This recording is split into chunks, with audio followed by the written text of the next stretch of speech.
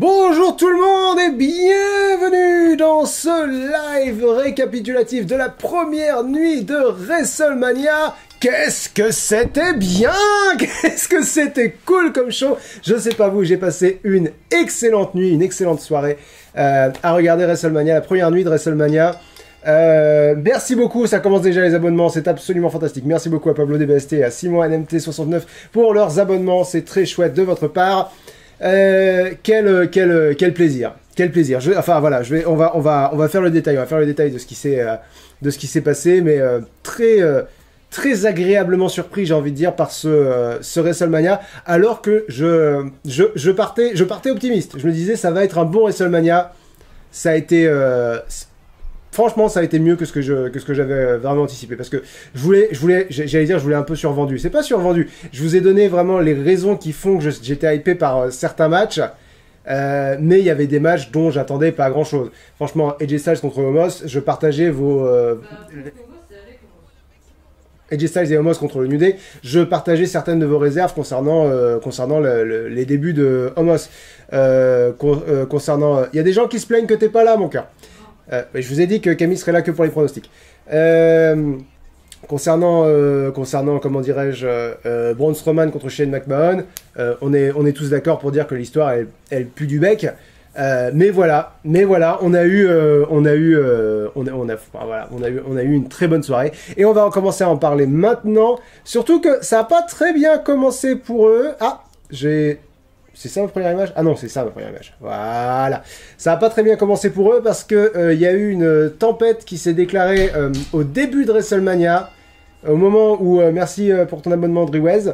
Il y a une tempête qui s'est déclarée au début de WrestleMania, du coup ils se sont retrouvés sous la flotte à devoir essayer de gérer le public, à devoir leur dire vous devez quitter vos places pour aller vous mettre à l'abri.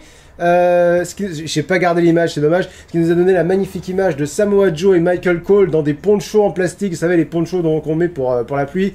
C'était absolument fabuleux. Et tu sentais que c'était la panique, tu sentais meubler les enfants, meubler.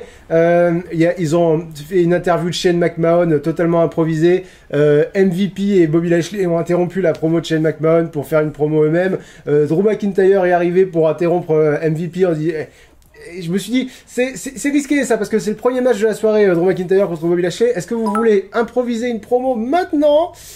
Merci à Simon MT pour tes bits. Donc voilà. On était sur de la panique, sur le mode panique. Mais ça a permis de voir ce que je vous disais quand je parlais de Raw Talk et de Talking Smack, les talk shows qu'il y a après les épisodes de Raw et de SmackDown. L'improvisation, ça permet vraiment de démarquer ceux qui sont bons au micro de ceux qui sont excellents au micro. Kevin Owens a fait une très bonne promo à l'arrache. C'est-à-dire, vas-y, fais une très bonne promo pour nous parler de ton match de demain. Bam, très bonne promo. Tu sais, il va pas hésiter. Il va pas chercher ses mots, il va pas se planter, il va avoir l'intensité qui est comme s'il avait préparé son texte, comme s'il savait exactement ce qu'il fallait qu'il dise. C'était une belle démonstration de savoir-faire de la part du staff de la WWE.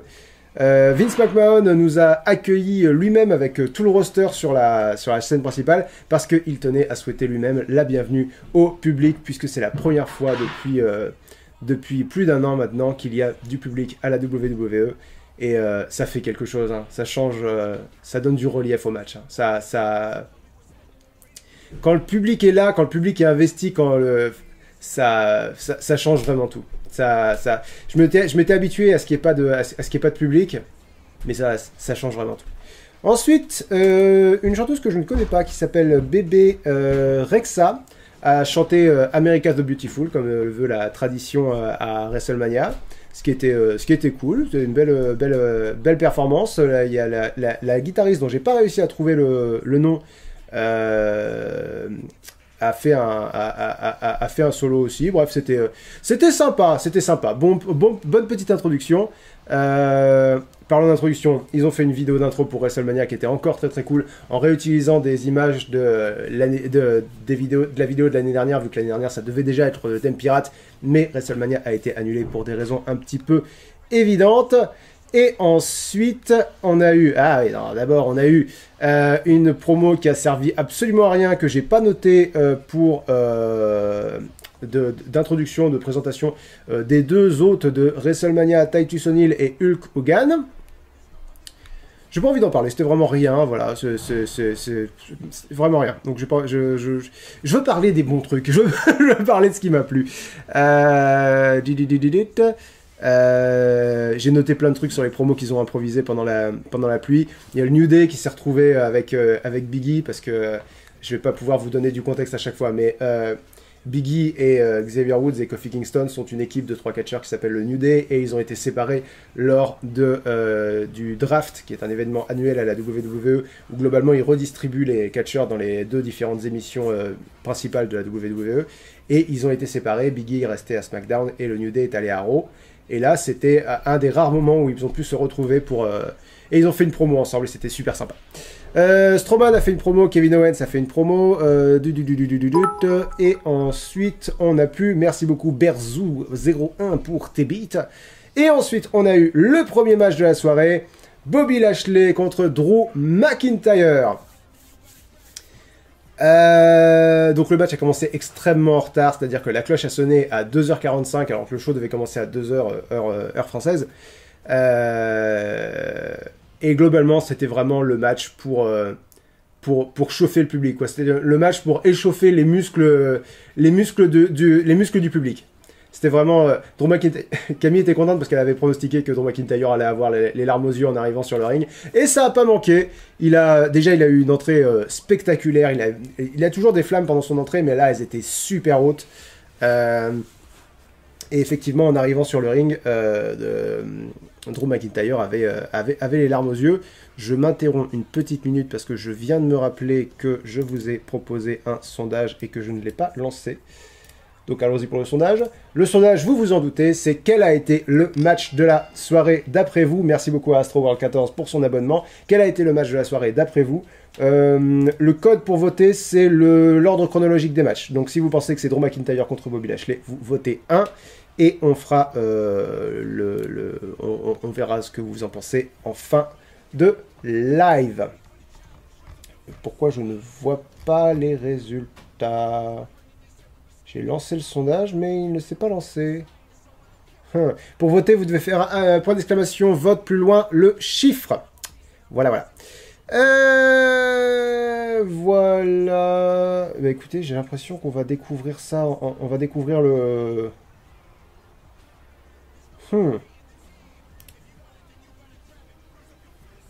Oh non.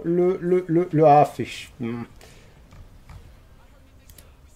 Excusez-moi, je règle un petit problème vite fait. Il y a un problème avec avec Streamlabs. Non, c'est bon, voilà. Le sondage est lancé. Le sondage est lancé. Bon, parfait.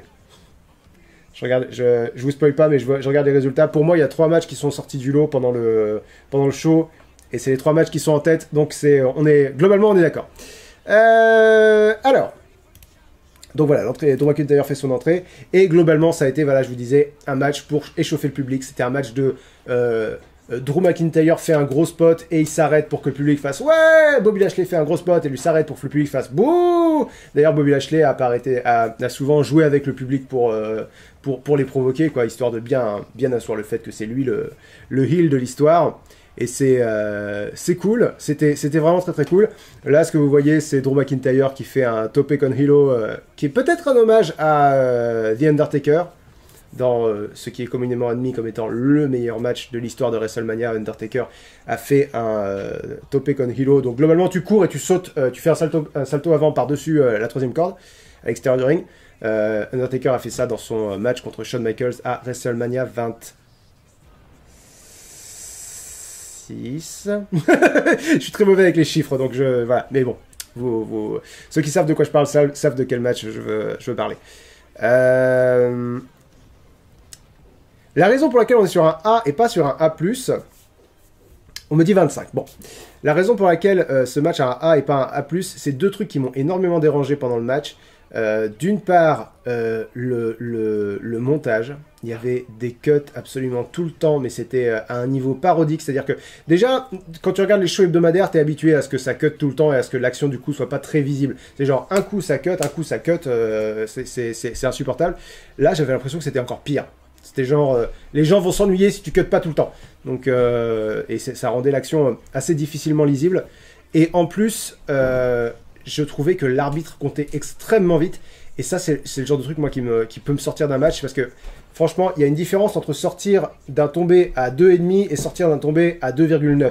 Genre, quand l'arbitre fait 1, 2, le gars se dégage, ça n'a pas suffi. Que si l'arbitre fait 1, 2, dégagement! Là, tu vois, il y a la tension, il y a le suspense. Que si l'arbitre fait... Bah, le catcheur, il entend le premier truc et dit je me suis pas fait avoir. Donc voilà, c'est dommage parce que c'est vraiment les deux points négatifs du match sur lesquels j'ai rien d'autre de négatif à dire parce que j'ai vu plusieurs gens se plaindre du résultat. Je comprends en partie, mais pour moi, on va voir. Je vais vous parler de la fin du match. Drew McIntyre allait faire un Claymore, donc son coup de pied qui est sa prise de finition. Mais MVP, le manager de Bobby Lashley aux abords du ring, là a prévenu Lashley, lui a dit attention, et Lashley a esquivé le Claymore et a réussi à porter le Hurt Lock, sa prise de soumission où il emprisonne les bras de Drew McIntyre comme ça. Bobby Lashley est derrière Drew McIntyre et il prend les bras comme ça derrière la tête de Drew McIntyre et il serre très très fort jusqu'à ce que Drew McIntyre perde connaissance et donc le match. Bobby Lashley reste champion de la WWE.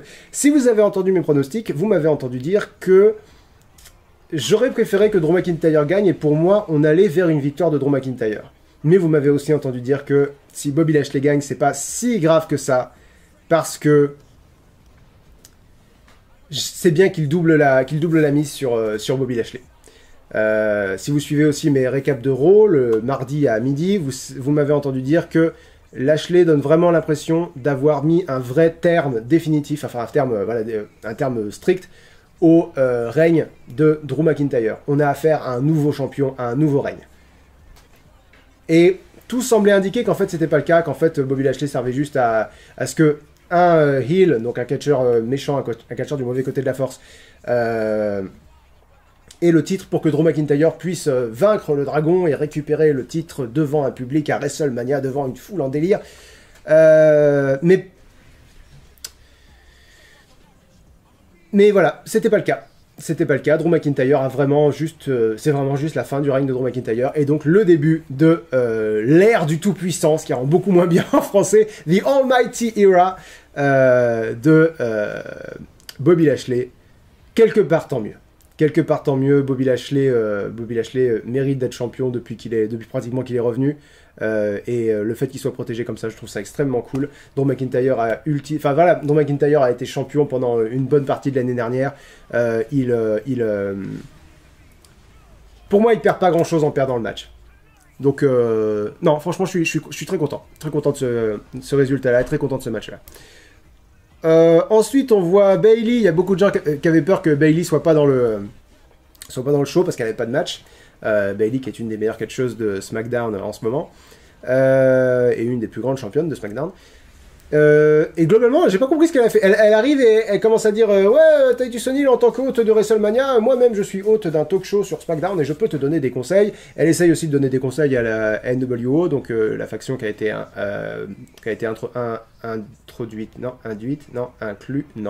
intronisée au Hall of Fame, au Hall of Fame plutôt dans la semaine. Bon, je sais pas trop quoi faire de ce segment-là. Et ensuite, attention, sautons à pieds joints dans la controverse, voulez-vous, pour parler du seul mauvais match de la carte de WrestleMania, d'après moi, pour l'instant. Alors,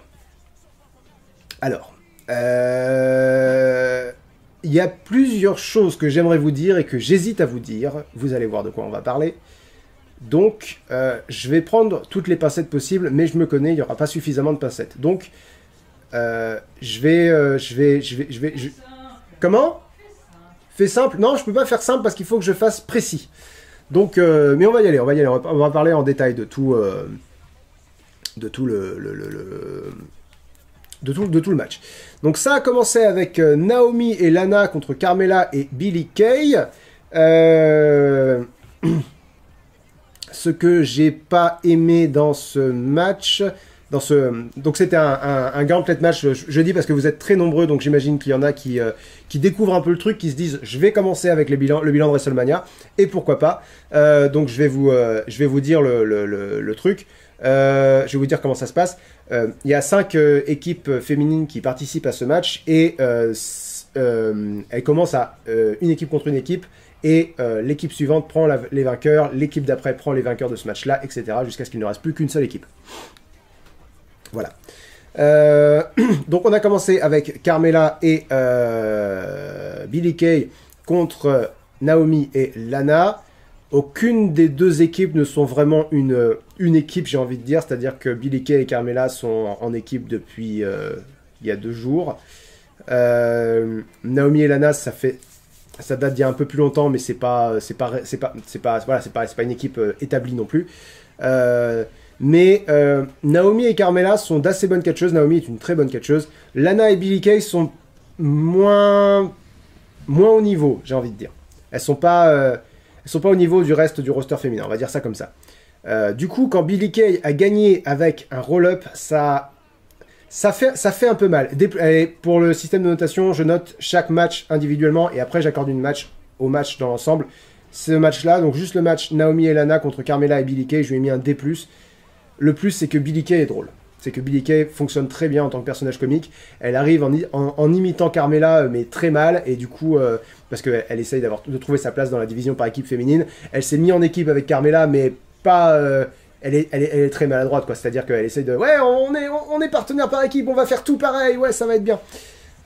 Donc voilà, D+, c'est parce que Billie Kay est drôle, mais vraiment, c'est tout ce qui... c'est tout ce qui sauve le match.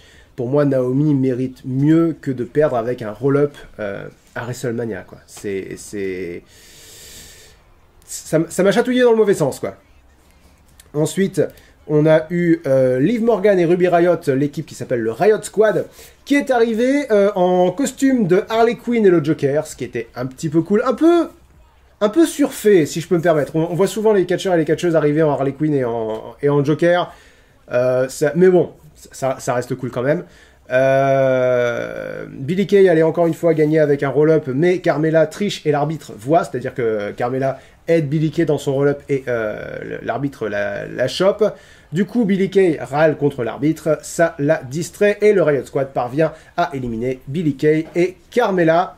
Et ensuite, Carmella fait un super kick à Liv Morgan, je crois, par frustration. Et là, on a le moment qui m'a complètement sorti du match. Dana Brooke et Mandy Rose sont arrivés avec ces tenues-là. J'aimerais beaucoup avoir l'avis de femmes concernant ça. Concernant ces tenues-là. J'ai l'avis d'une femme, celle que j'ai épousée, Camille, qui, elle, m'a dit qu'est-ce qu'il faut au juste pour que tu mettes un F. Et je lui ai dit, pour moi, on n'est pas encore au niveau du F, mais globalement, je vais l'évoquer très vite fait parce que vous allez m'en vouloir si j'en parle pas. Mandy Brooke a glissé sur la rampe, elle est tombée sur son cul, mais c'est normal, il avait plu. Enfin voilà, ça fait pas partie de mon appréciation du match, c'est juste que c'est une anecdote rigolote qui a eu lieu, donc voilà. Mais pendant tout le match, Mandy Rose et Dana Brooke donnaient l'impression de se battre contre leurs fringues. Elles passaient leur temps à rassembler, à faire en sorte qu'on voit pas. Qu'il n'y a rien qui sorte, et je me suis dit, est-ce que c'est elles qui choisissent leurs fringues? Est-ce que j'ai été, si vous voulez, ça m'a vraiment renvoyé des flashbacks de l'époque où le catch féminin c'était sois sexy, catch comme tu peux, de toute façon t'es à chier, et prends pas trop de temps. Ça, c'est ce qu'on appelle l'ère des divas. C'est une période assez sombre du catch féminin. Et là, il y avait vraiment un arrière-goût de ça. Parce que Mandy Rose et Dana Brooke, en soi, c'est pas des mauvaises catcheuses. Je peux pas dire que ce soit des mauvaises catcheuses. Je les ai vues catcher, je les ai vues avoir des matchs infiniment meilleurs que ce qu'elles ont fait là. Mais le match, là, le fragment du match était catastrophique. Leur timing était complètement, soit elles étaient trop en avance sur leur spot, soit elles étaient en retard. Elles essayaient à un moment donné, je sais plus laquelle des deux, parce qu'en plus c'est ça, c'est que là elles font vraiment interchangeables, quoi. Elles font vraiment. Même les commentateurs ils se sont plantés, effectivement, à un moment donné, les commentateurs disent le nom de l'une pour parler de l'autre. Pire que ça, à la fin, Liv Morgan finit par les éliminer avec un roll-up et l'annonceur, je crois qu'on a appelé ça comme ça, Greg Hamilton, c'est comme ça qu'il s'appelle, qui donc annonce les matchs et annonce les gagnants des matchs, dit que le Riot Squad est éliminé. Les commentateurs font non, non, c'est Mandy Rose et Dana Brooke qui sont éliminés. Correction, Dundee Bros et Dana Brooke sont éliminés. Il y a rien calé, quoi. Il y a rien calé et mais je me méfie un peu de mon opinion vis-à-vis de ça. Parce que, enfin voilà, vous voyez le genre de problématique avec lequel on est en train avec lequel on est en train d'opérer. Et je me dis que l'avis d'une femme sera, l'avis de femmes plutôt, l'avis de plusieurs femmes, sera sans doute plus, sinon pertinent, sinon éclairé. Bref, on rentre dans une polémique qu'on va pas aborder maintenant. Vous allez pas être d'accord avec moi, bref, tout le monde a un avis là-dessus, c'est pas intéressant. Mais moi, ce qui m'intéresse, c'est d'avoir des opinions différentes de la mienne ou qui viennent, voilà, des avis qui viennent pas d'un homme, tout simplement. Mais par contre, c'était vraiment à chier, quoi. Le match était vraiment à chier, cette portion-là du match était ridicule. Et j'ai vu des gens dire mais c'est pour ça que les femmes devraient pas pouvoir catcher aussi souvent que les hommes. Je dis non. Alors déjà d'une, tu fermes ta gueule, et de part, elles valent toutes mieux que ça. Elles valent toutes mieux que le match qu'on a eu. Bref. Je ferme la page là-dessus, mais j'aimerais beaucoup que vous me donniez votre opinion en mettant votre message en avant, en utilisant des cloches, qui est la monnaie de ce chat, en utilisant mettre mon message en avant, la fonction qui se trouve sous le chat. Et enfin, Natalya et Tamina sont arrivés et ont éliminé le Riot Squad. Alors,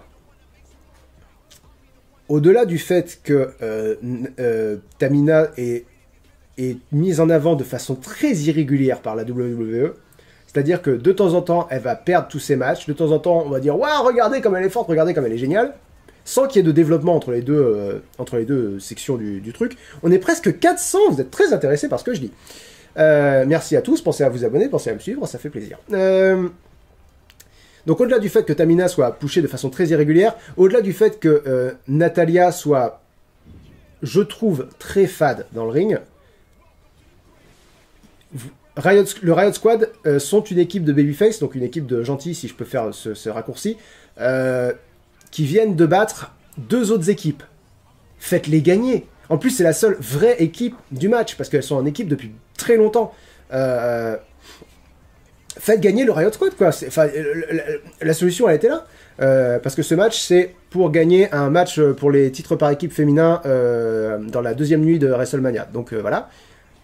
Et surtout, à la fin, Natalya allait faire sa prise de finition, donc sa prise de soumission, le sharpshooter sur Ruby Riot, mais elle ne le fait pas, elle passe le relais à Tamina pour que Tamina fasse son Superfly Splash sur Ruby Riot pour ainsi remporter le match. Ce qui est très mignon, c'est que Natalya et Tamina sont deux vétérans du ring, et Tamina n'a, je pense, jamais gagné à WrestleMania, donc Natalya, sa partenaire par équipe, lui a laissé prendre la victoire. C'est chouette, c'est mignon, mais ça raconte vraiment pas l'histoire qu'on avait envie d'entendre, quoi. Si Natalya et Tamina avaient été présentées comme des babyface depuis le début, ça aurait pu marcher. Il n'y a rien qui va, quoi. Il y a rien qui va. Donc dans l'ensemble, le match, en tout, je lui ai mis un D- parce que j'ai été sidéré par le match d'une façon générale. Mais si vous n'êtes pas d'accord avec moi et si vous estimez que ce match a été le match de la soirée, vous pouvez voter 2 en faisant point d'exclamation, vote plus loin 2. Voilà. Et on va passer à la suite. Avant qu'on passe à la suite, Michael Cole, l'un des commentateurs, a dit « Ah, enfin, ces femmes vont pouvoir se libérer de l'ombre de leur père/oncle, puisque Natalya est la fille de Jim Neidhart, un catcheur très célèbre, et la nièce de Bret Hart, un catcheur encore plus célèbre, et Tamina est la fille de Jimmy Snuka, un catcheur tristement célèbre, j'ai envie de dire. Et j'ai envie de répondre à Michael Cole Natalia arrive avec la musique de son oncle, elle fait la prise de finition de son oncle, elle porte les couleurs de son oncle. La pauvre Tamina, vous continuez de la faire le Superfly Splash alors qu'elle le fait pas bien, je suis désolé, c'est une prise... Elle a certains points forts, Tamina. L'agilité n'est pas un de ses points forts, elle devrait arrêter de faire le splash. Le splash, c'était la prise de finition de son père. Voilà. Il y a plusieurs problèmes. Mais nous allons passer à la suite et à partir de là, je suis plus jamais négatif. Vous allez voir, ça va être un délice. Merci chérie. Mes mots sont à l'étage. Vous êtes 432, mon Dieu, vous êtes tellement nombreux. Seth Rollins contre Cesaro. Quelle bonne surprise. Je savais que le match allait être bon, ça c'était pas un mystère. J'étais assez sûr, j'étais assez méfiant. Je me disais, Seth Rollins va probablement gagner. Il est nettement plus protégé que Cesaro. Cesaro est toujours ce catcheur qui arrive devant la porte du succès, mais n'arrive pas à l'ouvrir. Spoiler, Cesaro a gagné! J'ai beaucoup aimé l'entrée de Seth Rollins avec des feux d'artifice, des trucs sympas, des trucs, voilà. Il arrive avec une parodie de l'affiche d'Obama, vous savez, le Hope, mais avec sa tête à lui sur son gear, c'était sur son pantalon, c'était vraiment très très cool. Cesaro est arrivé avec les couleurs qu'il avait quand il a remporté la Battle Royale André le Géant à WrestleMania 30. Donc son plus gros achievement, son plus gros succès à WrestleMania jusqu'à cette année. Ça c'était un clin d'œil que j'ai vraiment beaucoup aimé. Et évidemment, tout le match a a été articulé autour du swing de Cesaro, le big swing de Cesaro, donc que Cesaro a fait à Seth Rollins à SmackDown, et Seth Rollins l'a évidemment très mal pris. Et du coup, tout l'enjeu de Seth Rollins, c'était d'éviter de se reprendre un big swing, et tout l'enjeu de Cesaro, c'était de réussir à faire tourner Seth Rollins, et du coup, c'était assez rigolo. À un moment donné, Cesaro a surpris Seth Rollins avec un neutralizer, sa prise de finition, pour une de ses deux prises de finition, pour le compte de 2. Je vais regarder vite fait quelles images j'ai, histoire qu'on aille, voilà, qu'on se fasse une petite soirée diapo, c'est tout à fait sympa. À un moment donné, Seth Rollins a fait un truc, ce que j'ai appelé un tournevis frog splash. Seth Rollins a fait, donc frog splash, t'es sur le coin, tu sautes et tu aplatis l'adversaire avec ton propre corps. Telle la grenouille, frog splash. Mais Seth Rollins a fait ça, mais en faisant un tour à 360 degrés dans le sens de la longueur. C'était... moi, j'avais jamais vu ça. C'est cool, c'était sympa. C'était stylé, c'était chouette. Seth Rollins a fait d'autres prises qui sont assez rares dans son arsenal. Il a notamment contré un neutralizer avec un pedigree, qui nous renvoie à l'époque où il était le laquais de Triple H. Donc ça renvoie à 2016, j'ai envie de dire, 15 peut-être. Enfin, voilà, ça renvoie à il y a quelques années.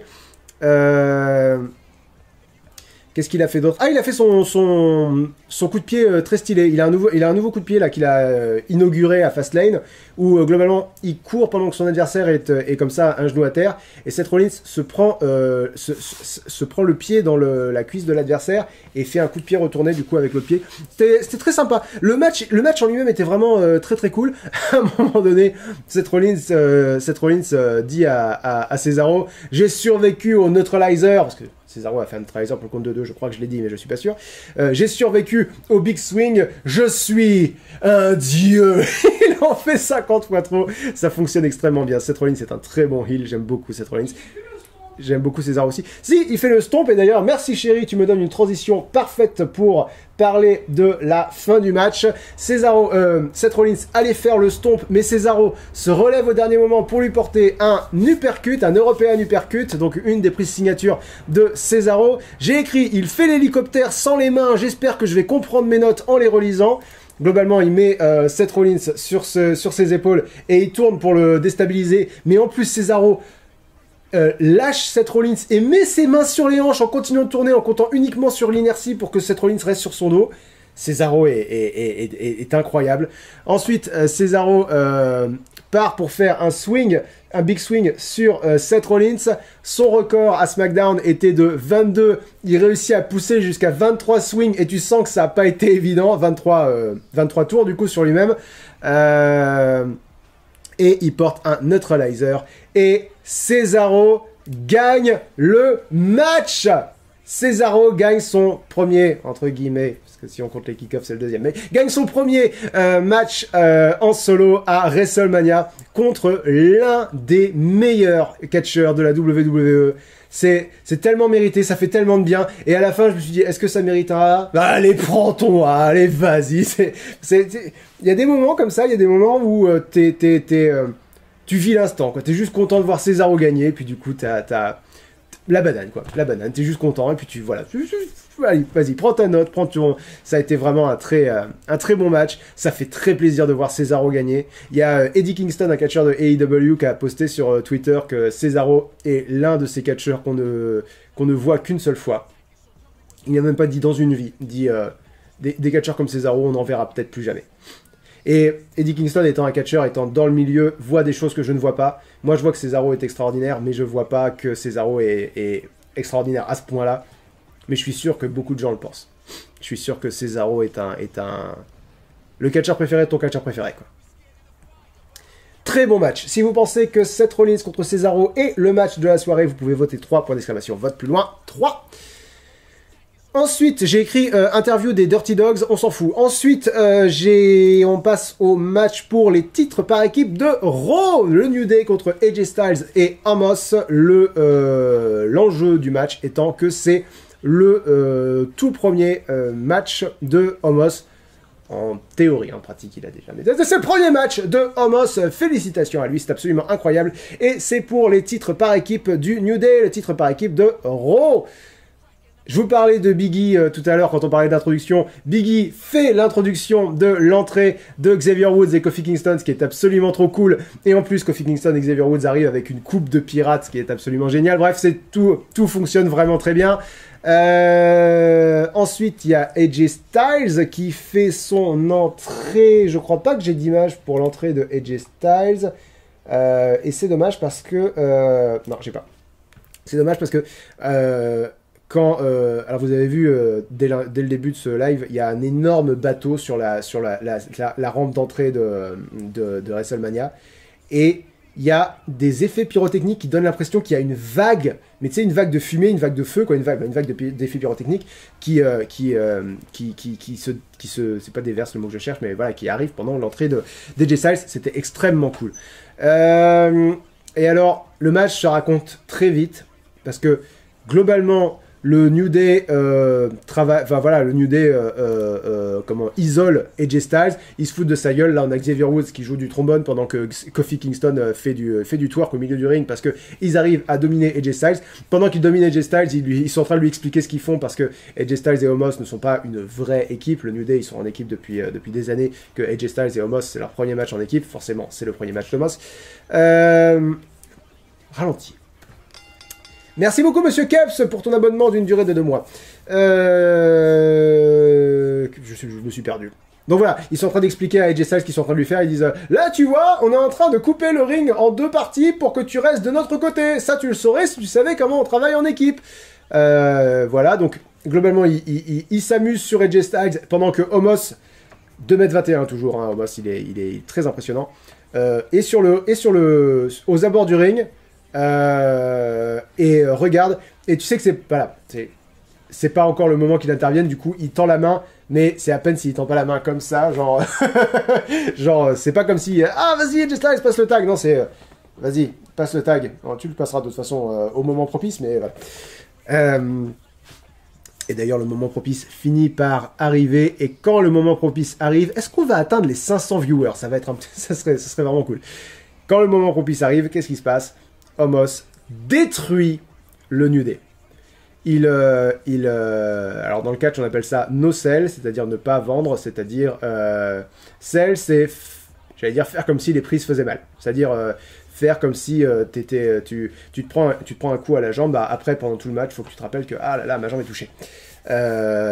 Omos lui no sell toutes les prises. C'est-à-dire que Xavier Woods tente un dropkick, Omos ne bouge pas. Kofi Kingston monte sur le coin et essaye de lui mettre un coup de la corde à linge. Omos attrape le bras et les jette, hein, quoi. Globalement, il peut, donc il le fait. C'est cool. Ça le protège quand même vraiment énormément et du coup, sur le long terme, je sais pas comment ça va évoluer, mais là, juste sur ce match-là, c'était tout ce qu'il fallait que ce soit. C'est-à-dire que Omos, non seulement a une endurance, a une capacité de résistance de dingue, le New Day peut rien lui faire, mais en plus, il est extrêmement fort, extrêmement puissant. Petit spot rigolo, AJ Styles a fait sa prise de finition, le Phenomenal Forearm. D'habitude, il prend appui sur la troisième corde pour faire ça. Là, il a sauté sur les épaules d'Omos pour faire son Phenomenal Forearm. C'était un petit peu cool. Et ensuite, globalement, Omos a pris Kofi Kingston et l'a posé par terre avec de l'élan. Et a fait le tomber avec un seul pied. C'est-à-dire qu'il s'est pas penché pour soulever la jambe pour river ses épaules au sol. Non. Il savait qu'il se relèverait pas. Il a juste posé le pied. Et AJ Styles, c'est un conseil d'AJ Styles ? Oui. L'arrogance d'un homme. AJ Styles donc demande à Omos de faire le tomber avec juste un pied. Omos pose le pied sur le torse de Kofi Kingston qui est inerte. Et AJ Styles et Omos remportent les titres par équipe. C'est ce qu'il fallait que ça soit. C'était un match, c'était rigolo, c'était sympa, c'était chouette, j'ai bien aimé. Si vous pensez que AJ Styles et Omos contre le New Day a été le match de la soirée, vous pouvez voter 4. Donc je vous rappelle, point d'exclamation, vote plus loin le chiffre du match. 1 pour Drew McIntyre contre Bobby Lashley, 2 pour le Tag Team Turmoil féminin, 3 pour le Seth Rollins contre Cesaro, 4 pour le New Day contre AJ Styles et Omos. Ensuite, on voit des images de WWE 2K22. Après le fiasco qui a été 2K20, hype prudente. Voilà. On voit pas beaucoup d'images en plus, on voit pas grand chose. Mais je me dis là, ils ont pas pu faire d'épisode de 2K l'année dernière. Il va peut-être être, peut-être ils ont eu 2 ans pour préparer celui-là. Hype prudente. Ensuite, Braun Strowman contre Shane McMahon. On n'a pas eu d'effet sonore de train, je suis un peu déçu. Dans les pronostics, vous avez entendu Camille dire qu'elle avait hâte de voir ce match, entre autres parce que Shane McMahon saute de trucs super hauts. Et notamment, elle avait le souvenir de Hell in a Cell où Shane McMahon avait sauté du haut de la cage à travers une table sur laquelle il y avait Kevin Owens. Et là, la réaction à chaud de Camille en voyant la cage, mais c'est une toute petite cage. Parce que en fait, les matchs en cage à la WWE sont devenus extrêmement rares. C'est le 2e match en cage de l'histoire de WrestleMania. Le premier, c'était à WrestleMania 2, donc il y a 35 ans. Mais en fait, maintenant qu'il y a le Hell in a Cell, ça sert pratiquement plus à rien de faire des matchs en cage, donc voilà. Mais là, en l'occurrence, ils ont réussi à raconter une histoire assez original et assez sympa avec la cage. Braun Strowman arrive full téton à l'air. Cette fois-ci, il a pas mis de c'est tricot de peau le mot qui m'est venu. Il n'a pas mis de haut pour dissimuler quoi que ce soit, parce que si vous suivez les lives, vous savez que Braun Strowman a les tétés qui pointent et que c'est très distrayant. Là non, là il est arrivé, écoutez, voilà, laissez respirer ces deux petits bonhommes, et évidemment, avant le match, les deux sbires de Shane McMahon agressent Braun Strowman avant qu'il rentre dans le ring. Les matchs en cage sont des matchs sans disqualification. Les 3 seules façons de gagner sont par tomber par soumission ou en s'échappant de la cage. Donc Elias et Jackson Ryker agressent Braun Strowman avant le match, donnent une chaise à Shane McMahon, et à partir de là, évidemment, Shane McMahon domine le match. Shane McMahon harcèle Braun Strowman de coups pendant une partie du match qui dure un petit peu trop longtemps à mon goût.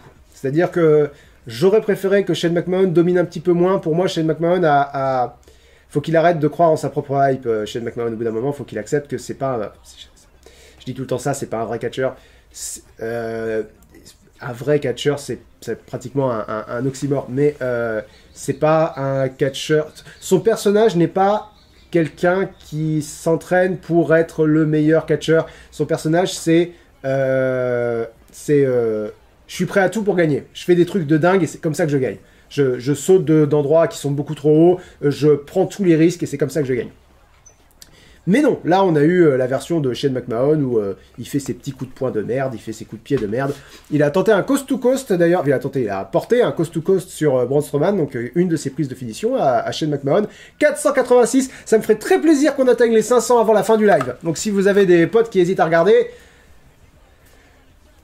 Je sais pas comment cette phrase finit.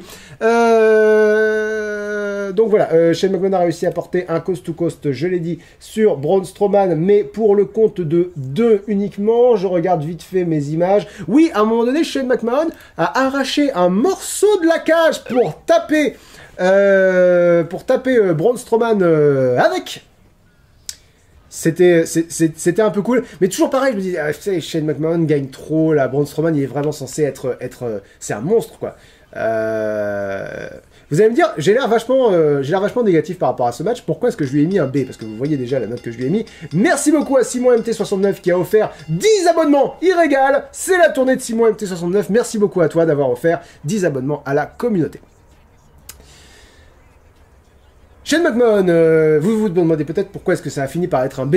On y arrive. Là pour l'instant on était sur du C. Enfin voilà, genre bon, c'est un peu long. C'est un peu long et Shane McMahon est un peu chiant. Excusez-moi, je lis un peu mes notes. Ah, j'ai pas d'image pour ça, mais c'était un peu sympa. Shane McMahon grimpe le mur de la cage et Elias et Jackson Ryker montent de l'autre côté de la cage pour essayer de le hisser. Et Braun Strowman prend de l'élan et court dans le pan de la cage qui est là pour que Jackson Ryker et Elias, par rebond, soient éjectés du truc. C'était un peu sympa. Mais je vais vous parler des trucs dont j'ai les images, comme ça va être plus facile à suivre. Notamment le moment où... Oups là... C'est ça. Où Shane McMahon est monté sur un coin de la cage, et en haut du coin de la cage, il y avait des petits sacs. Camille les a remarqués avant moi, parce qu'on a regardé, le show ensemble. Camille les a remarqués avant moi. J'ai suggéré qu'il pouvait peut-être y avoir du slime vert dedans, parce que ça a été un truc qui a été utilisé pendant leur rivalité. Mais non, il y avait une boîte à outils dedans. Et du coup, Shane McMahon a sorti une boîte à outils de la cage, et du sac, et a mis un coup sur Braun Strowman, qui est tombé à terre. Je me dis que c'est peut-être ça le plan brillant de Shane McMahon, parce que toute l'histoire du match, c'est Shane McMahon pense qu'il est nettement plus intelligent que Braun Strowman, et il va le lui prouver en le faisant passer pour un abruti. Merci encore à Simon MT69. Donc là, Shane McMahon sort de la cage, commence à descendre de la cage à l'extérieur, et là je me dis, c'est bizarre. C'est bizarre parce qu'il prend son temps. D'habitude, une fois qu'ils sont à l'extérieur, tu peux considérer que le match est fini, donc ils vont relativement vite. Là, il prend son temps, et en plus, il passe sa main à l'intérieur de la cage en faisant Braun Strowman. Et c'est pour ça que ça finit par avoir un B. Braun Strowman attrape la main de Shane McMahon, du coup, il peut plus descendre, et Braun Strowman arrache à main nue un pan de la cage. À ma connaissance, c'est pas quelque chose qu'on a déjà vu. On a déjà vu des gens passer à travers la cage parce qu'ils chargeaient très vite. Mais arracher un morceau de la cage juste parce que ton adversaire est de l'autre côté, il faut que tu l'attrapes, c'est un truc qu'on n'a jamais vu. Et j'ai trouvé ça extrêmement cool. C'est un spot qui m'a fait rire. Bon, j'étais fatigué, mais ça m'a fait rire. Donc, à partir de là, c'était gagnant, quoi. J'ai adoré ce spot. Excusez-moi, je suis juste en train de chercher mes images pour pas me tromper. Et à partir de là, c'était un peu fini. C'était un peu fini pour Shane McMahon. Braun Strowman a mis Shane McMahon au haut de la cage. Il est monté en haut de la cage avec lui. Hop là, image.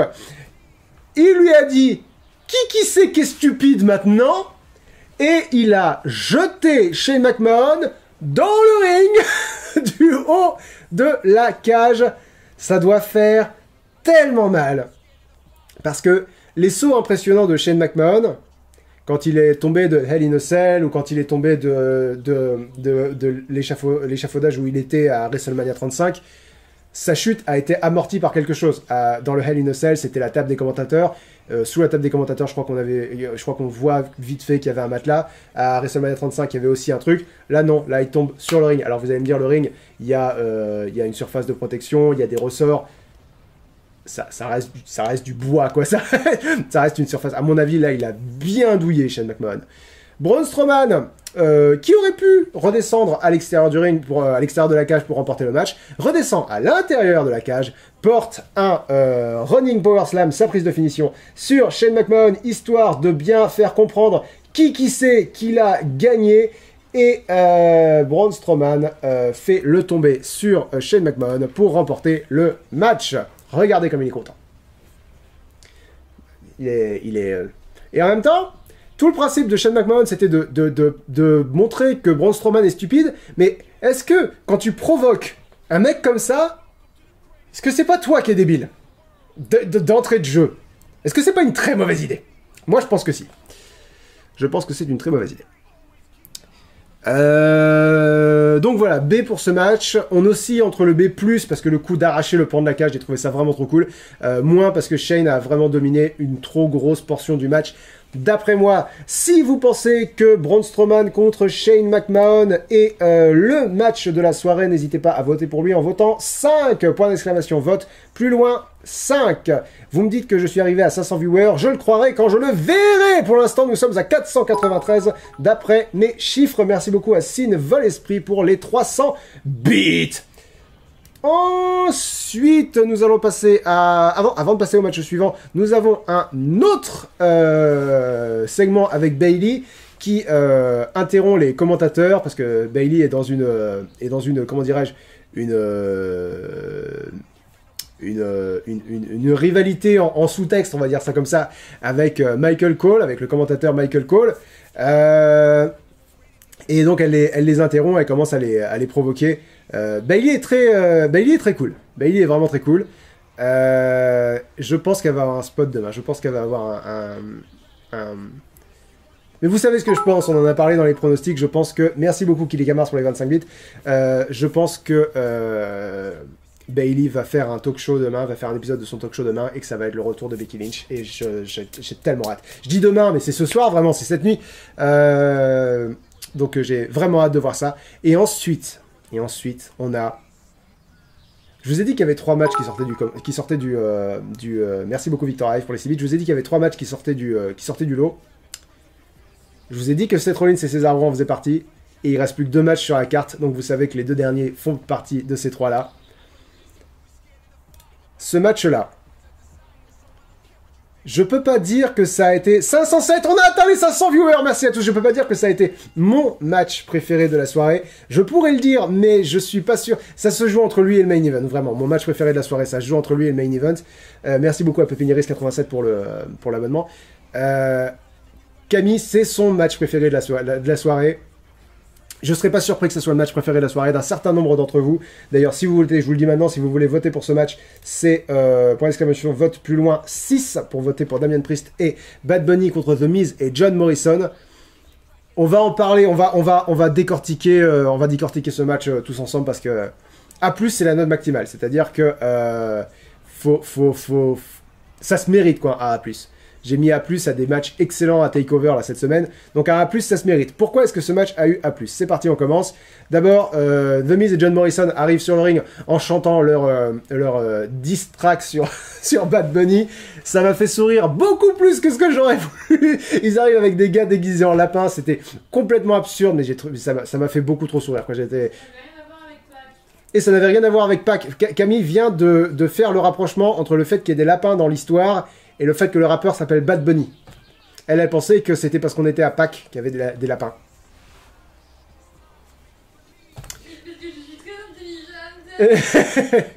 Mais oui, mon cœur, te diminue pas, t'es tout à fait adéquate en termes d'intelligence. Alors, comment? Non, rien. D'accord. Mais il n'avait rien à envier, The Miz et Morrison n'avaient rien à envier à Bad Bunny qui a fait son entrée sur le toit d'un camion parce qu'il peut. J'ai écrit ça vaut bien une trottinette parce que Riddle arrive sur le ring en trottinette. Riddle qu'on va voir ce soir défendre son titre intercontinental, non, son titre des États-Unis. Damien Priest voulait commencer le match, ce qui est normal parce que Damien Priest est le catcheur des deux, Bad Bunny est un rappeur, mais The Miz le provoque en disant « Qu'est-ce qui se passe? Bad Bunny arrive pas à assumer, il veut pas catcher », du coup voilà, il le provoque. Damien Priest dit si tu veux. Il passe le tag à Bad Bunny, et alors, au début du match, j'ai adoré cette histoire, au début du match, The Miz vraiment sous-estime Bad Bunny, c'est-à-dire, The Miz est un catcheur, Bad Bunny est un rappeur, il n'y a rien à craindre. Bad Bunny lui met un pain dans la gueule. Et ça, je dirais que c'est à la portée de tout le monde. The Miz aurait pas dû le provoquer. Tu dis à quelqu'un, vas-y, tape-moi, il te tape, bon bah voilà, tu l'as cherché. Donc The Miz se dit, bon, très bien, tu veux qu'on joue sérieusement, on va jouer sérieusement. Là-dessus, Bad Bunny commence à faire des arm drag, des prises relativement techniques. Le b.a.-ba du catch, mais il faut savoir le faire, quoi. Et à partir de là, je me suis dit, ah d'accord, ok, c'est cool, Bad Bunny met vraiment à profit son entraînement, parce que ça fait plusieurs mois qu'il s'entraîne pour ce match-là. Il met à profit son entraînement, c'est vraiment cool. Je suis vraiment content. Mais pour moi, voilà, on était sur le niveau le niveau d'expertise, si j'ose dire, dont je pouvais m'attendre de la part de Bad Bunny. C'est-à-dire qu'il maîtrise quelques gestes techniques que nous on a l'habitude de voir, mais il arrive à les faire de façon relativement fluide et c'est vachement bien.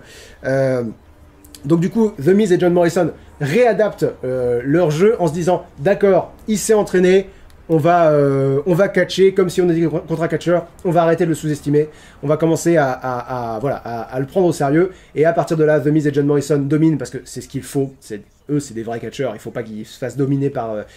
la seule raison pour laquelle ils se font dominer,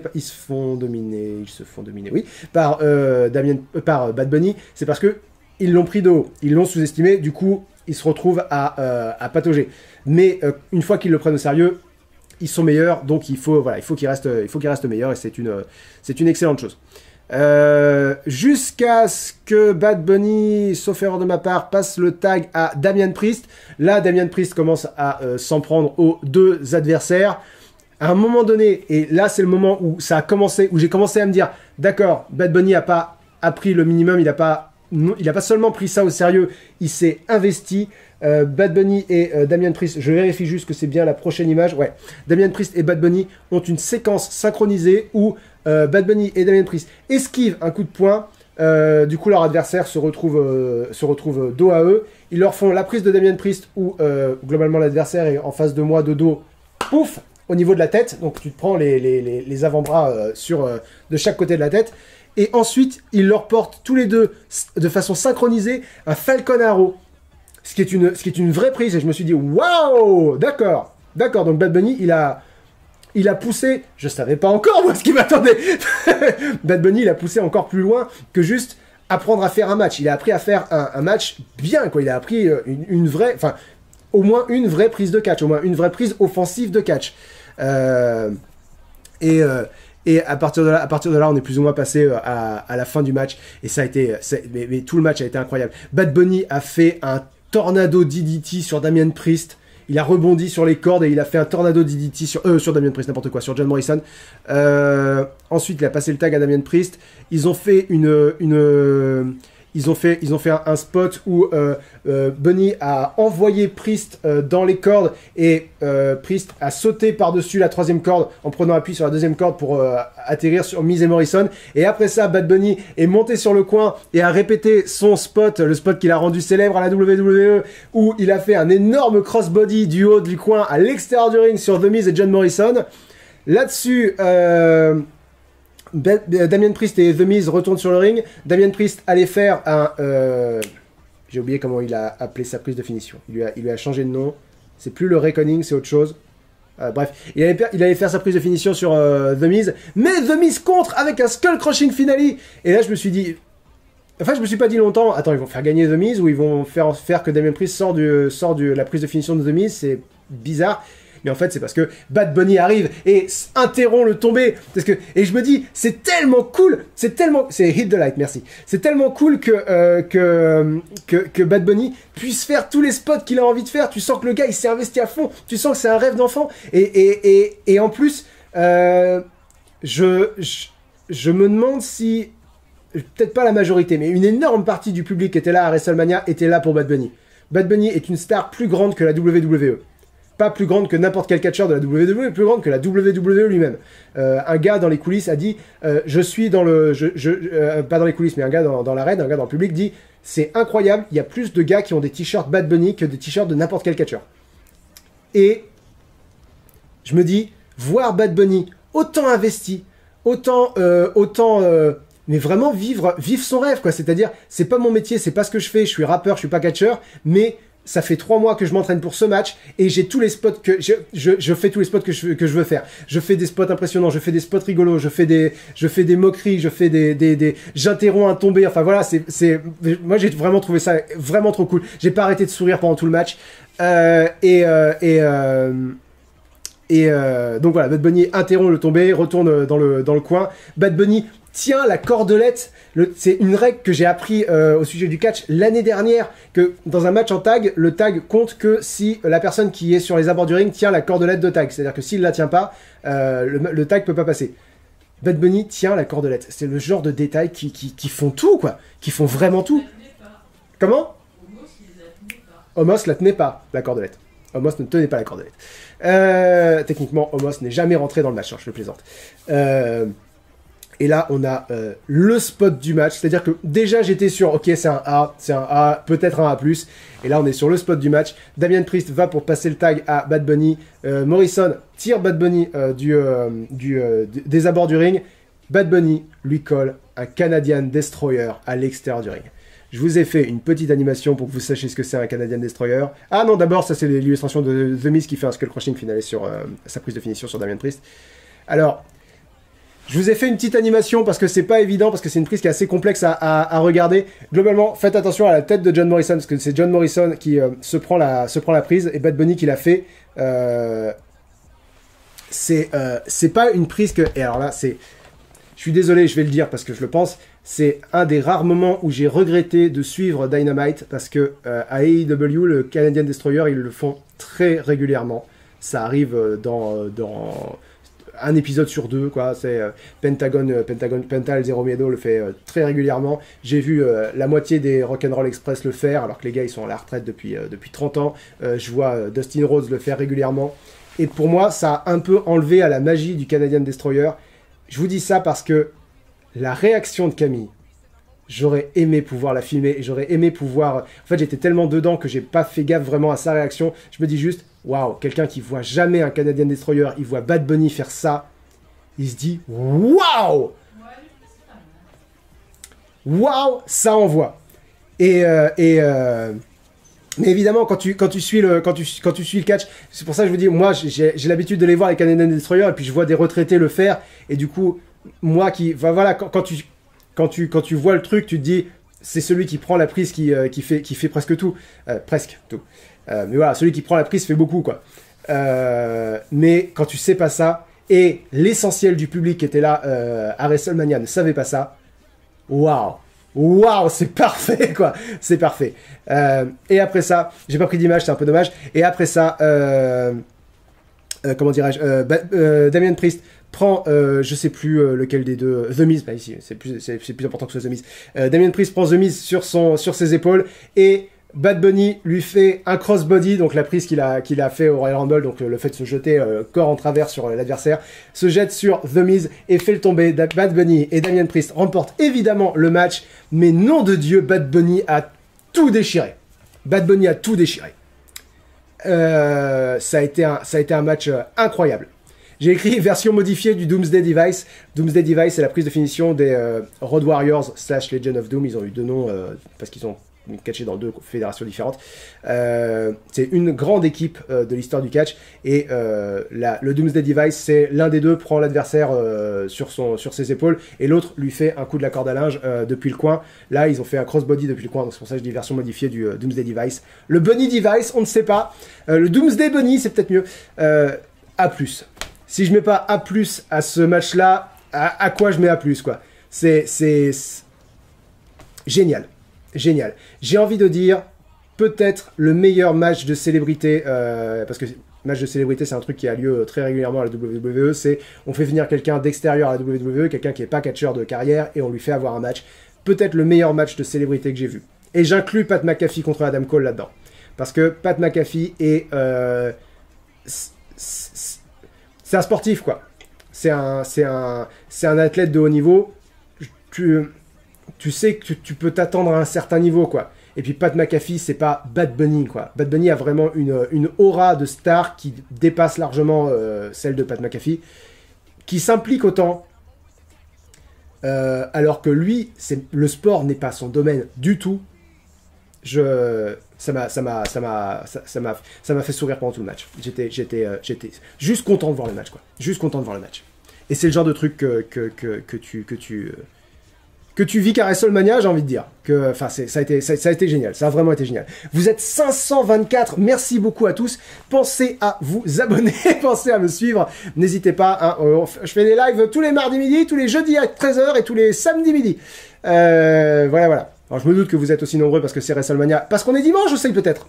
Mais voilà, si jamais vous avez l'occasion de repasser nous voir, c'est toujours sympa. Vous pouvez voir les replays sur Link's Catch.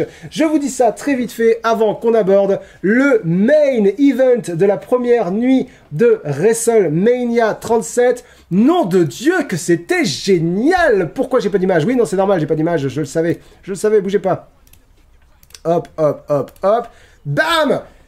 Bianca Belair contre Sasha Banks pour le titre féminin de SmackDown. Je vous ai dit dans les pronostics pourquoi ce match était génial, pourquoi je l'anticipais à fond, pourquoi j'avais hâte de le voir, pourquoi il est historique. Je vais pas revenir dessus. Si vous voulez savoir pourquoi, vous pouvez voir les pronostics qui sont disponibles sur Link's Catch.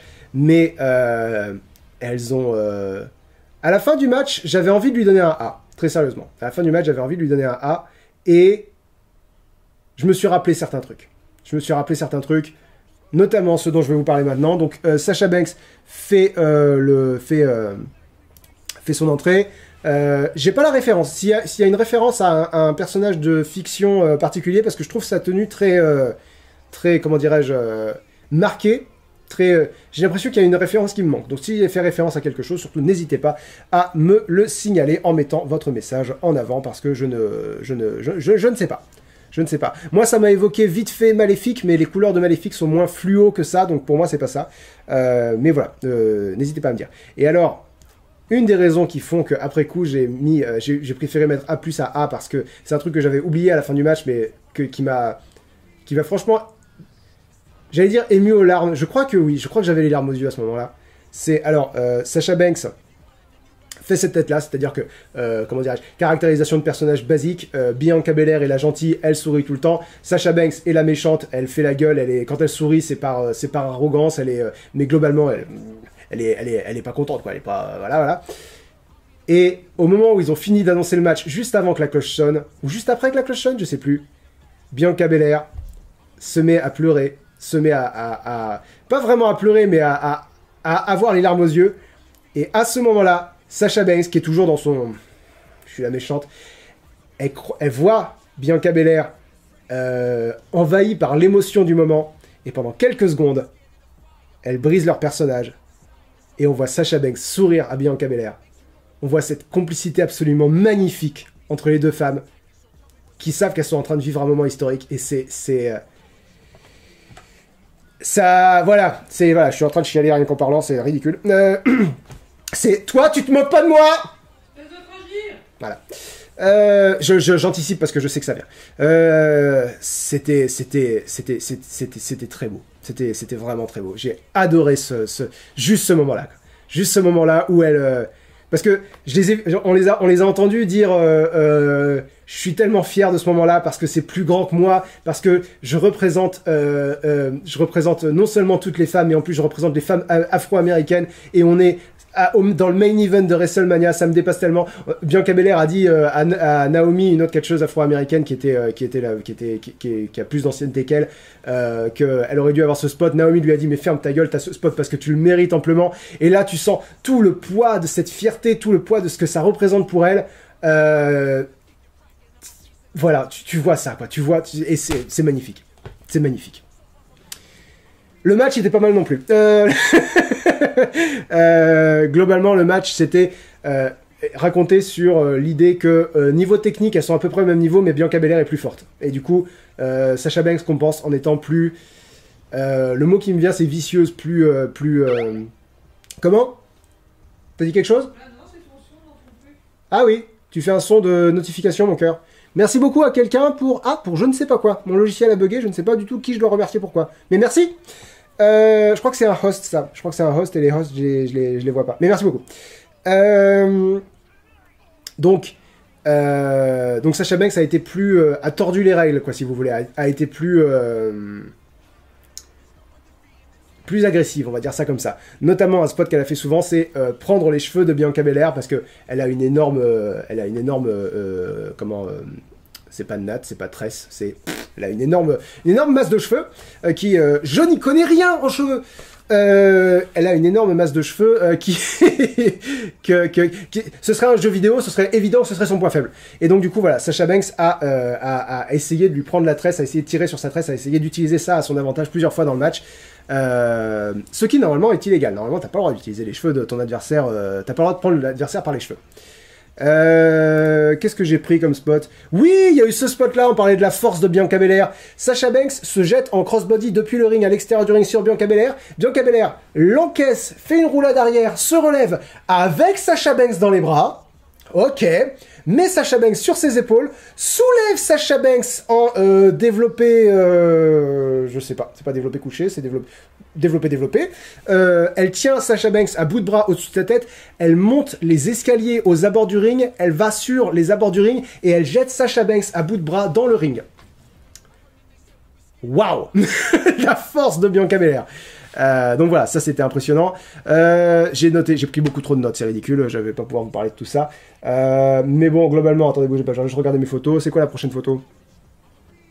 Oui, donc là, voilà, on a l'illustration de Sasha Banks en train d'utiliser les cheveux de Bianca Belair contre Belair. Ce que j'aime beaucoup, c'est que ça va finir par lui revenir dans la gueule, et ça, c'est vraiment trop cool. Parce que c'est du karma, quoi. C'est raconter une histoire sur un match. C'est genre, tu te sers de mes cheveux, je vais me servir de mes cheveux. Donc j'ai écrit Sasha Banks porte un frog splash, mais ça ne suffit pas. Sasha Banks a réussi à porter le bank statement, avec un peu de chance, c'est la prochaine image. Non, ça c'est une autre image de Sasha Banks en train d'essayer d'utiliser les cheveux de Bianca Belair, mais Bianca Belair tire les cheveux et du coup Sasha Banks se mange le poteau. Ensuite, Sasha Banks a utilisé encore une fois les cheveux de Belair pour porter sa prise de soumission, le bank statement. Là, on le voit pas, mais les cordes sont juste... attendez, bougez pas. Si on regarde la photo, les cordes sont quelque part par là, à peu près. Sasha Banks, avec sa jambe, prend appui sur la corde et roule en arrière pour réussir à éloigner Bianca Belair de la corde, de la première corde, quoi. Voilà. Profitant du mouvement, Bianca Belair fait une roulade avant pour réussir à atteindre les cordes. C'était très impressionnant. C'est pas très impressionnant, mais c'était très bien fait, quoi. C'était vraiment un beau match. Ensuite, on va passer à l'image suivante. Ensuite, Bianca Belair qui avait essayé de faire un premier 450. Là, tel que vous la voyez, Bianca Belair, elle vient de sauter du coin et de faire un salto. Ça s'appelle un 450 parce que tu fais 450 degrés. Donc Bianca Belair avait raté un premier 450 parce que Sasha Banks avait relevé les genoux au dernier moment. Du coup, Bianca Belair était tombée sur les genoux de Sasha Banks. Là, Bianca Belair réussit à porter un 450, mais ça ne suffit pas. Sasha Banks résiste et s'en sort au compte de 2, ce qui surprend énormément Bianca Belair qui pensait vraiment avoir gagné le match à ce moment-là. Ensuite, elle se relève et que je dise pas de bêtises. Attendez, bougez pas. Je regarde mes images parce que j'ai pas envie de rater le timing de cette séquence-là. Après c'est ça. Donc Sasha Banks, Bianca Belair se dit je vais faire ma prise de finition. Là elle est HS, je peux finir le match. Elle prend Sasha Banks sur ses épaules, le dos de Sasha Banks sur ses épaules pour faire sa prise de finition, le Kiss of Death, le KOD. Elle la jette comme ça, donc normalement l'adversaire tombe à plat comme ça, mais Sasha Banks tombe sur ses jambes et retire les cheveux de Bianca Belair. Et c'est là que Sasha Banks s'est rendu compte qu'elle avait merdé. And at this moment, he knew he effed up. Je sais pas si je peux dire le mot avec un F, donc parce qu'on est sur Twitch. Dans le doute, je le dis pas. Bianca Belair prend sa tresse et fouette Sasha Banks avec le bruit. Le bruit que ça a fait, c'est pas la première fois que je vois Bianca Belair utiliser ses cheveux pour fouetter son adversaire. C'est la première fois que, ça fait ce bruit-là. Sur le coup, je me suis dit, ils ont mis un bruitage, c'est malin. Non. Parce qu'après, tu vois une vieille marque de lacération énorme sur les côtes de Sasha Banks. Et tu vois le public réagir directement, genre, oh bordel, ça a dû faire tellement mal. Et ensuite, Bianca Belair met Sasha Banks sur ses épaules pour le KOD. Sasha Banks contre et va pour porter son backbreaker. Mais Bianca Belair enchaîne extrêmement vite avec un autre tentative de KOD qu'elle arrive à porter. Elle fait le tomber. Bianca Belair devient la nouvelle championne de SmackDown, malgré ce que dit Michael Cole, qui décidément, les commentateurs mettent un point d'honneur à rater la fin des main events féminins à WrestleMania, semble-t-il. Puisque Michael Cole dit oui, Sasha Banks s'en est sortie, c'est incroyable, alors que pas du tout. Sasha Banks, elle était étalée par terre comme une crêpe, elle a même pas eu un spasme, elle était mais bon, Michael Cole, j'imagine qu'il s'attendait à ce que Sasha Banks se dégage du Kiss of Death, mais ça n'a pas été le cas. Voilà, Bianca Belair a gagné. C'est super, c'est une très belle fin pour cette première nuit de WrestleMania. Ils l'ont pas diffusé à la télé, mais on a vu des images après de Montez Ford qui est donc le mari de Bianca Belair, qui va sur le ring et qui célèbre un peu avec elle avant de retourner en coulisses pour que ça soit son moment à elle. J'ai plus de voix. C'est très beau, ça a été une très belle soirée de catch. J'ai tellement hâte de voir la nuit 2 cette nuit. J'espère que vous serez aussi nombreux pour regarder la nuit 2, même si demain on sera lundi, donc fatalement il y aura probablement moins de monde. Je crois qu'il y a des vacances en ce moment, donc peut-être que vous serez quand même nombreux, mais si ça finit aussi bien, et si tout le reste est aussi bien, ça peut être l'un des meilleurs WrestleMania de l'histoire de la WWE. Ça peut. Bon, ça fait du bien de vous parler de catch et de vous en parler pour les raisons qui font que j'adore ça. C'est pour ça que je fais ça. Donc si vous voulez me soutenir là-dedans, d'ailleurs, n'hésitez pas. J'insiste là-dessus, mais abonnez-vous, faites vivre le truc, quoi. Partagez-le, parce que c'est vraiment ça qui rend le truc vraiment. C'est le partage. Parce qu'on m'a demandé pourquoi est-ce que tu as arrêté de suivre le catch en 2008 quand la première fois que j'ai regardé le catch quand j'étais au lycée. J'ai arrêté en 2008 et la raison c'était parce que j'avais personne avec qui le partager. Donc si vous voulez que ça continue comme ça, partagez-le. Partagez-le avec les gens et voilà. On va regarder vite fait qui d'après vous a été... Vous êtes toujours plus de 400 donc c'est très très chouette. D'ailleurs ouais, petite stat rigolote. Bianca Belair est la première catcheuse depuis Brock Lesnar qui a eu son premier match à WrestleMania dans le main event. Techniquement, vous allez me dire, Bianca Belair était dans la Battle Royale féminine il y a 4 ans. C'était dans le kick-off. Le kick-off compte, si on veut, dans les stats. Voilà. Du coup, c'était extrêmement cool. On va regarder vite fait où vous en êtes au niveau du sondage. Voilà, c'est comme ça que ça s'appelle. Et vous êtes d'accord avec moi qu'il y a 3 matchs qui se démarquent. Vous n'êtes pas d'accord au niveau de l'ordre et c'est pas très surprenant. Vous êtes, vous êtes d'accord avec la masse d'une certaine façon. Vous êtes la masse puisque vous êtes 151 à avoir voté. 151 qui était également le nombre de Pokémon dans la première génération. Je commence à fatiguer un petit peu. À la dernière place avec 0 vote, nous avons le match par équipe féminin et le match par équipe masculin. Donc personne n'a voté pour le Tactic Turmoil ni pour le New Day contre AJ Styles et Omos. En revanche, vous êtes 5 à avoir voté pour Braun Strowman contre Shane McMahon avec 3% des voix. Vous êtes... il y a une personne qui vote pour le... Il y a une personne qui vient de sauter sur la ligne d'arrivée pour voter pour le Tactic Turmoil. Vous êtes 9 à avoir voté pour Drew McIntyre contre Bobby Lashley avec 6% des voix. Et concernant le trio de tête, vous mettez Sasha Banks et Bianca Belair à la 3e place en votant à 16% pour lui. À la 2e place, vous mettez Damian Priest et Bad Bunny contre The Miz et John Morrison avec un quart des voix. Mais avec presque la moitié des voix, vous êtes 73 à avoir voté pour Seth Rollins contre Cesaro comme étant le match de la soirée. C'est vraiment quelque chose que je comprends très bien. Moi, dans l'ordre, ce serait Banks Belair d'abord, Priest Bunny ensuite et Rollins Cesaro enfin. Mais globalement, c'est les trois matchs qui sortent vraiment du lot. Après, ce serait Drew McIntyre contre Bobby Lashley. Après, ce serait... difficile à dire. Difficile à dire. À départager Strowman, Shane McMahon et le match en équipe.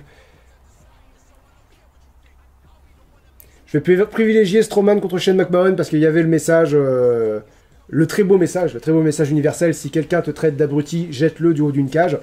Donc en avant-dernier, le New Day contre AJ Styles et Omos, qui était pourtant un très bon match. Enfin, un bon match, un match très divertissant.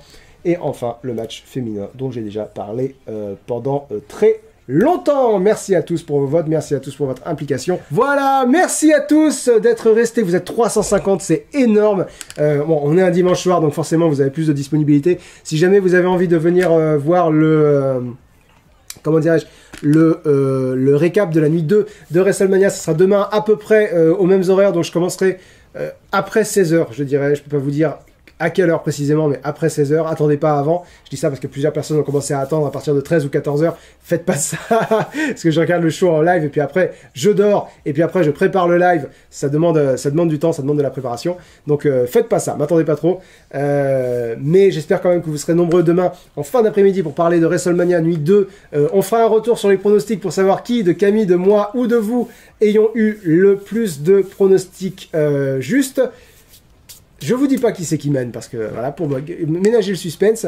Et j'espère que vous serez aussi nombreux pour voir le récap du Raw après WrestleMania, qui, historiquement, est généralement un épisode riche en événements, en rebondissements, en surprises, en retour, en début, enfin voilà, on va peut-être avoir beaucoup de choses à dire pour le récap de Raw après WrestleMania qui aura lieu mardi midi, et ça sera la fin d'une énorme semaine de catch que j'ai eu énormément de plaisir à partager avec vous.